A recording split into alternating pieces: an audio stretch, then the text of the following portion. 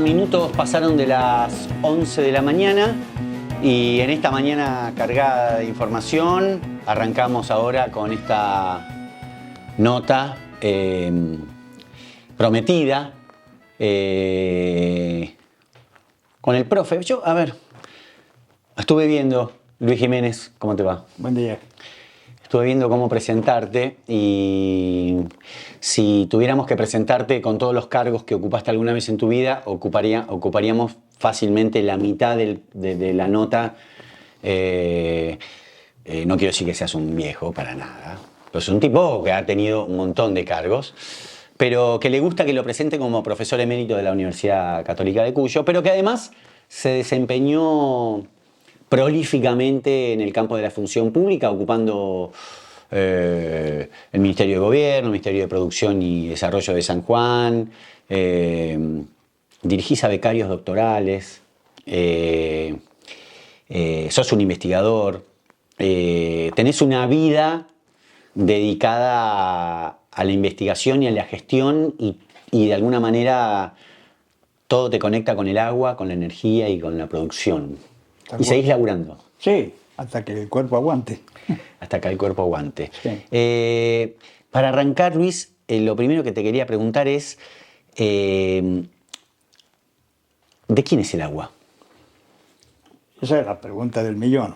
Por eso arrancamos. Sí, muy buena pregunta. Y después vamos. El agua es un recurso natural, propiedad del pueblo, de los habitantes.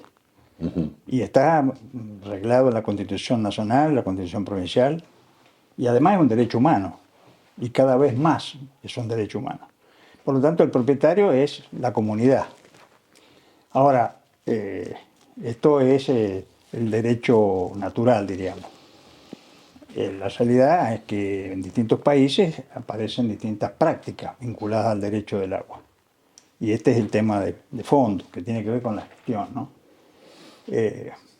Así que la discusión en un proceso de optimización de los recursos naturales en general es de quién es la propiedad. La propiedad, te vuelvo a repetir, es del pueblo. Ahora, toda la legislación resguarda la propiedad popular a través de las constituciones y regula el uso privado del agua o el uso especial del agua, que se llama uso especial aquel que no está destinado a la supervivencia humana, que tiene que ver con el agua para beber, el agua para brevar el ganado, para mantener la forestación, sobre todo en los desiertos, y el agua especial sería el agua que se usa para la producción, o para producir energía eléctrica, o para producir alimentos, o para el turismo, o para la minería, ¿no es cierto? Eso se llaman los usos especiales. Y en los usos especiales lo que se habla es de permisos de uso o concesiones, como en el caso del riego agrícola. Es decir, una concesión, es decir, el Estado, en representación de la propiedad popular, digamos, le concesiona a un particular el uso especial para producir. Vos sabés que cuando terminé de hacer las preguntas, tengo acá mi machete y mis cosas, me surgió otra pregunta totalmente fuera de cosas. Digo, se la voy a hacer porque realmente me interesa. Nosotros tenemos concesiones que vienen de alguna manera de la época de la colonia, ¿no? O sea, tierras que tienen asignada una cuota de agua, horas, que figuran en la escritura, y otras que no. ¿Cómo era antes de la colonia? ¿Hay registro de cómo en la época anterior a la colonia se usaba en estos lugares desérticos? Porque el desierto ya existía en las épocas de las comunidades originarias. ¿Cómo se trabajaba con el agua? Esa me parece que es una reflexión muy interesante. Yo por lo menos no tengo demasiados registros. Tengo algunas bibliografías históricas con las cuales puedo referirme, de la historia de San Juan, de algunos lugares similares. Pero me voy a remontar un poquito más atrás para que podamos dialogar sobre el tema. Hablemos de la época de la Biblia, de la época del desierto. En el desierto, la época del Sinaí, toda esa zona, una persona alumbraba un pozo en el medio del desierto sin que ese pozo se haya constituido en un oasis todavía. O sea que con un gran esfuerzo el tipo encuentra agua y hace la inversión para sacar y se apropia, porque está cerca de su vivienda y se apropia del agua. Pero vienen los vecinos que tienen cabras, Que tienen sed. y dicen, che, pero yo también quiero ocupar ese agua. Y entonces ahí empiezan las primeras peleas por el agua en un desierto. ¿Y cuál es la actitud natural de la sociedad en aquella época? Estoy hablando en la época antes de Cristo, ¿no? La actitud natural es que hay que compartir los recursos escasos. Y ahí aparece la palabra clave de la filosofía o del análisis filosófico, que es la cooperación o la competencia. ¿Qué es lo que domina el comportamiento humano? ¿La cooperación o la competencia? Si vos analizás la teoría evolucionista y la proyección de la evolución sociológica, el darwinismo social que se llama, diríamos que la competencia domina la jerarquía social. Pero también es cierto que en la misma teoría evolucionista existe la cooperación entre especies, propias especies y especies distintas. Y entonces, ¿qué quiero decir con esto? Que para los recursos naturales no existe la competencia de mercado, existe la cooperación de un recurso único que es necesario para muchos, que por lo tanto hay que administrarlo en forma colectiva. No sé si con ese No, quedó clarísimo. tema te aclaro. Participaste de un encuentro hace pocos tiempos en donde el título, lo simplifiqué un poquito, hablaba de desarrollo tecnológico y social para la reconfiguración de los escenarios políticos, económicos y sociales, culturales y ambientales. Entonces ahí dije, qué loco, ¿no? El desarrollo tecnológico vinculado a la reconfiguración de nuestra sociedad en términos sociales. O sea, no la ciencia como algo abstracto y separado de las configuraciones políticas. ¿Es posible en esta época de capitalismo salvaje, en donde hay sectores que acceden a créditos de alguna manera, entre comillas, fácilmente, y hay sectores que están totalmente fuera del crédito? A ver, estamos todavía bajo una ley de entidades financieras sancionada en época de la dictadura militar, etcétera, etcétera. ¿Es posible pensar un desarrollo tecnológico vinculado al riego que realmente tenga impacto en la reconfiguración política? Sí, creo que sí, y creo que así ha sido. Si miramos un poco la historia de San Juan y de Mendoza, en el tema del riego artificial, ha sido desarrollado con aportes del Tesoro Nacional. O sea, ¿qué quiere decir aporte del Tesoro Nacional? Así significa que la sociedad argentina, ni siquiera la sanjuanina o mendocina, la sociedad argentina a través de sus impuestos ha colaborado para que el Estado Nacional pueda haber hecho las obras hidráulicas que se han hecho en esta zona desértica. Porque esto es importante decirlo, porque si no, acá se puede confundir que los canales impermeabilizados, los diques, los drenajes, todas las obras hidroeléctricas, ¿las ha financiado quién? ¿Los usuarios? No, las ha financiado el gobierno nacional, y sea a través de los impuestos de la sociedad.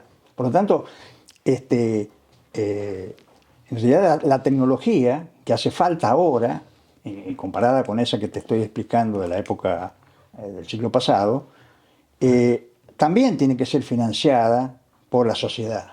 Pero para eso, la sociedad tiene que entender que vale la pena seguir aplicando tecnología para mejorar la eficiencia del uso del agua. Y para eso entonces los usuarios del uso del agua tienen que hacer su tarea, tienen que demostrarle a la sociedad en su conjunto que ellos están haciendo un buen uso del agua, porque si no, no es justo ni correcto que la sociedad financie de esa manera a un sector.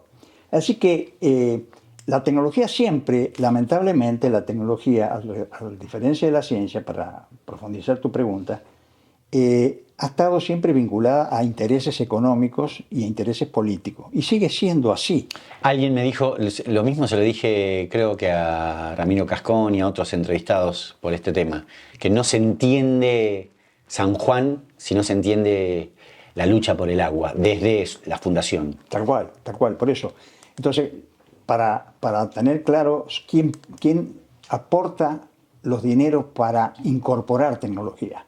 Obviamente que va a seguir siendo el Estado, en el esquema tradicional y para que exista el concepto de cooperación por un recurso escaso, tiene que ser el Estado. Pero para que el Estado siga haciendo esas inversiones, la sociedad, que es la que pone los impuestos, tiene que estar convencida que vale la pena seguir poniendo plata para administrar un recurso escaso que tiene que rendir su fruto. ¿El primer fruto cuál es? Satisfacer las necesidades de la población, que ese es el tema central. Y segundo, vienen los usos especiales, que son la producción agrícola, el uso energético y demás. Entonces, acá hay una vinculación entre la tecnología, los que ponen la plata y los usuarios. Distinto sería si esto fuera un mercado de alta competencia, ¿no es cierto? El agua no fuera un derecho humano ni un recurso público, sino que estuviera en manos de algunos dueños, ¿no es cierto? Como por ejemplo en California, en mismo Chile, que se han vendido los derechos de agua. Y entonces se establece un mercado de compra-venta de agua. Acá es al revés, acá hay que tratar de demostrar que la sociedad, que es la que pone los impuestos, está dispuesta a seguir financiando esa tecnología. ¿Quién administra el agua hoy en San Juan? Y hidráulica. Hidráulica es el administrador, pero ¿qué pasa? La gente cree que es el Estado solo, no. La ley 13A, que es la ley de creación de hidráulica, hace que define que la conducción del instituto, digamos, administrador de hidráulica, el departamento de hidráulica, esté cogestionado entre funcionarios del Estado y representantes del regante. Y entonces aparece el Consejo de Hidráulica. El Consejo de Hidráulica tiene 3 representantes elegidos por las juntas de riego, y el Estado tiene a su vez 3 representantes, uno de los cuales es el director, que tiene doble voto. Ahora bien, si uno lee la ley 13A, que yo creo que es una de las tantas leyes que hay que modificar, el Consejo, la parte privada del Consejo, digamos, los representantes de los regantes, creen ellos que son propietarios del agua que está en la cordillera, cuando en realidad ellos tienen que tener una responsabilidad de administrar junto con el Estado el agua que está en la cordillera, el agua que está usando el regante agricultor. El resto de la sociedad no está representada ahí, en ese consejo. Solamente están representados los agricultores, los que tienen derecho de agua, porque ni siquiera están representados tampoco, por ejemplo, los horticultores, que son arrendatarios, porque no tienen poder para poder elegir un representante. Un arrendatario de tierra que explota la horticultura no tiene representación en el Consejo, para ponerla en el lugar que corresponde, ¿no es cierto? Entonces, ese Consejo solamente está representado un pequeño sector de los usuarios de agua. Pero además hay un tema central en esto de la representación para la administración. Una cosa es el agua que yo distribuyo para agua potable, para riego, para lo que fuera, y otra cosa es el agua que sale de la nieve de la cordillera, o el agua que está en los diques. Entonces, el agua que está sale en la cordillera, el agua que está en los diques, no la administra el Consejo de Hidráulica, no la administran los usuarios, la administra el Estado. Es el que tiene que velar para que ese agua alcance para todos. ¿Por qué algunos de los regantes, iba a decir los productores, pero bueno, algunos productores en las redes, en algunos artículos periodísticos, hablan de que el gobierno, con las modificaciones y con los complementos que quiere hacer a la ley de aguas, lo que hace es avanzar sobre la mercantilización? Bueno, eso es una falsa denominación, no tiene nada que ver. La mercantilización es cuando uno vende un producto en el mercado. La misma palabra lo dice. Mercantilizar significa comprar y vender productos en el mercado. Acá no existe el mercado. No hay mercado de agua acá. Ellos a lo mejor están confundiéndose ese término con el cobro del costo del agua. Puede ser, yo no lo sé, pero podría ser. El cobro del costo del agua significaría que los regantes tendrían que pagar por lo que se pone al cobro, por el servicio el servicio que hace Hidráulica para prestarles, digamos, para llevarles el agua a su finca, ¿cierto? Administrar todo el ciclo desde que sale la nieve hasta que llega a su finca, tiene un costo. Ese es un costo público que lo paga la sociedad a través de sus impuestos. Quizás están confundiendo que la tarifa del agua, que sería el canon más la tasa contributiva de servicio, esa tarifa es lo que se quiere cobrar. Y quiere que le diga los números que hay hoy día. Hoy, si Hidráulica gasta 5.000 millones de pesos por año, más o menos el presupuesto de Hidráulica, pone al cobro 1.000 millones, o sea, el 20%, ¿está bien? El 20% pone al cobro del costo. ¿Está bien? El costo que solamente está destinado a agricultores, sí, no al resto. Sí. ¿Ya?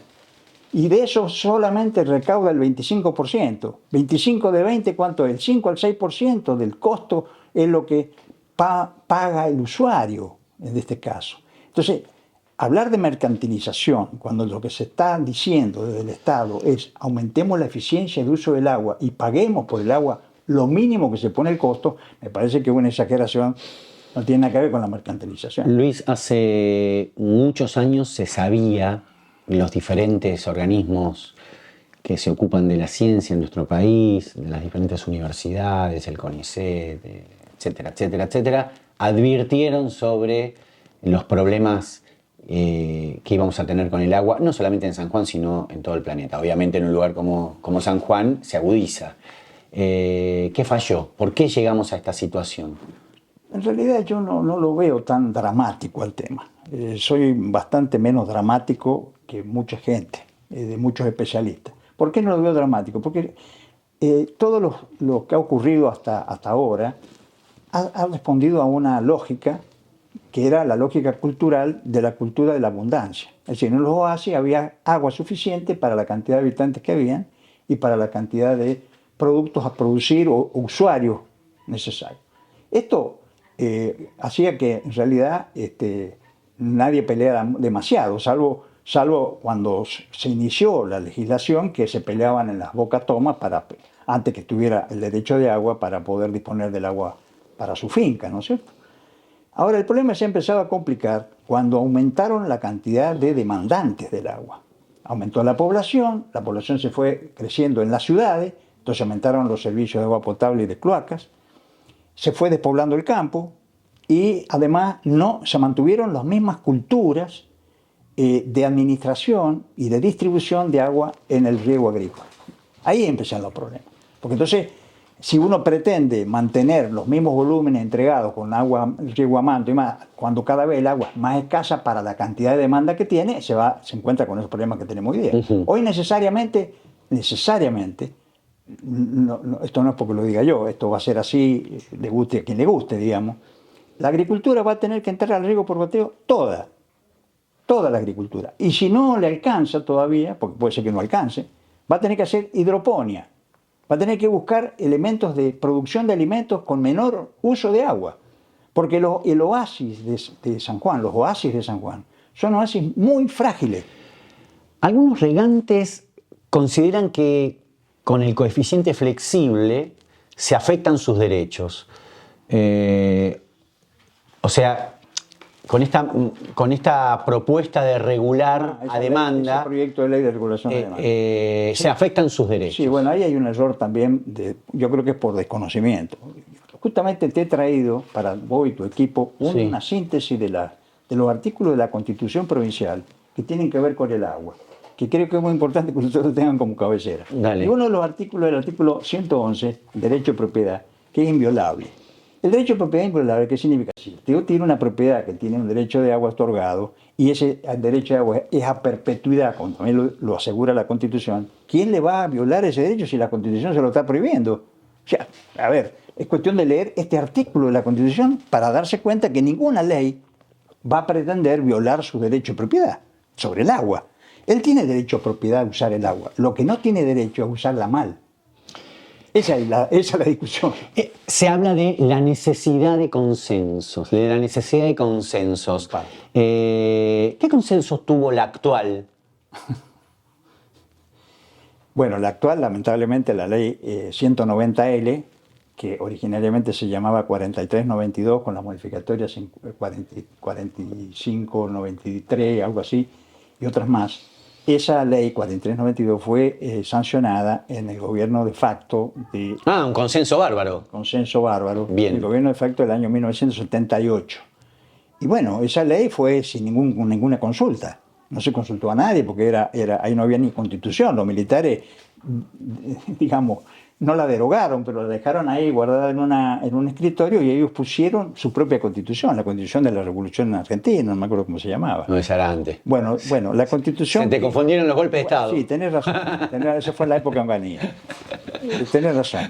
Pero no importa el nombre, lo importante es que la constitución se dejaba a un costado y ellos administraban lo que les parecía razonable. Esta es una de las leyes.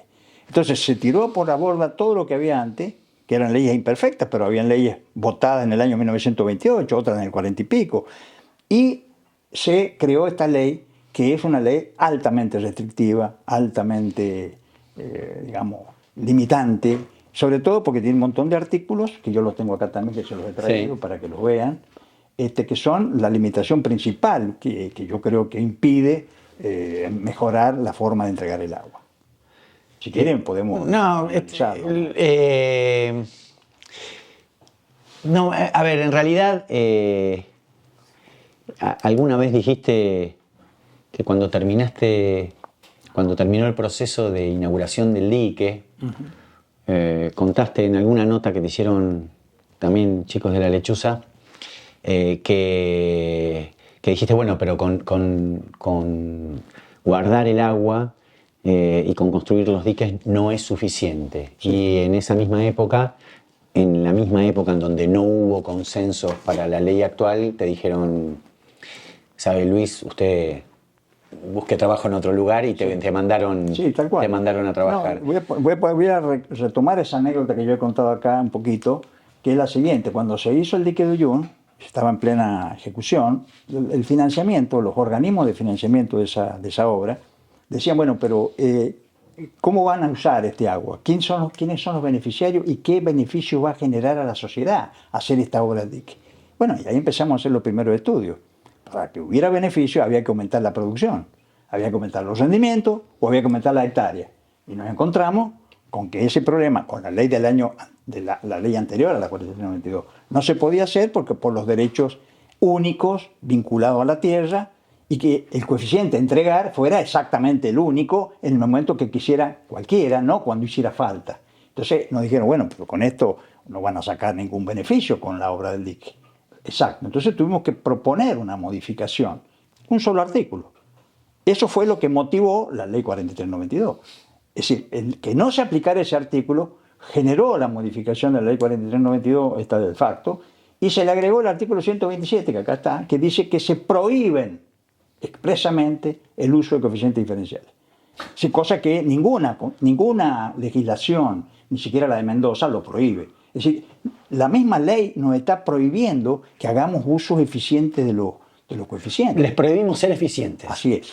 Eso lo dice la ley 4392. Por eso, esa historia, esa anécdota... Estoy pensando que en la misma época se sancionó la ley que prohibía tener un medio de comunicación que sea sin fines de lucro. Tal cual. Fíjate vos la coincidencia histórica. Sí, por eso. Entonces, bueno, más allá de la anécdota, más de la historia, acá lo importante es que no tenemos mucho más margen de maniobra, digamos. Acá lo que hay que tratar de, por eso es importante los consensos y los acuerdos, pero tratar de sacar un poco el interés individual, analizar lo que ocurre, la legislación vigente, por eso le he traído, que analicen lo que dicen los expertos, los técnicos, los científicos que están en el tema, lo que están haciendo los pronósticos para los próximos 30, 50 y 70 años más, que no son muy buenos. Entonces, en base a esto, nos tenemos que sentar a redefinir una nueva forma de compartir el agua. Se trata de eso, en realidad.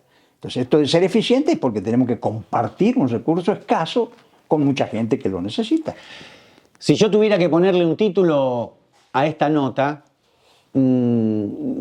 tomaría la última palabra que dijiste. Se trata de compartir. Tal cual. Gracias por compartir tus conocimientos con Radio Comunitaria de Derechos. Gracias, yo agradezco a ustedes y siempre estaré dispuesto para venir cuando ustedes lo necesiten.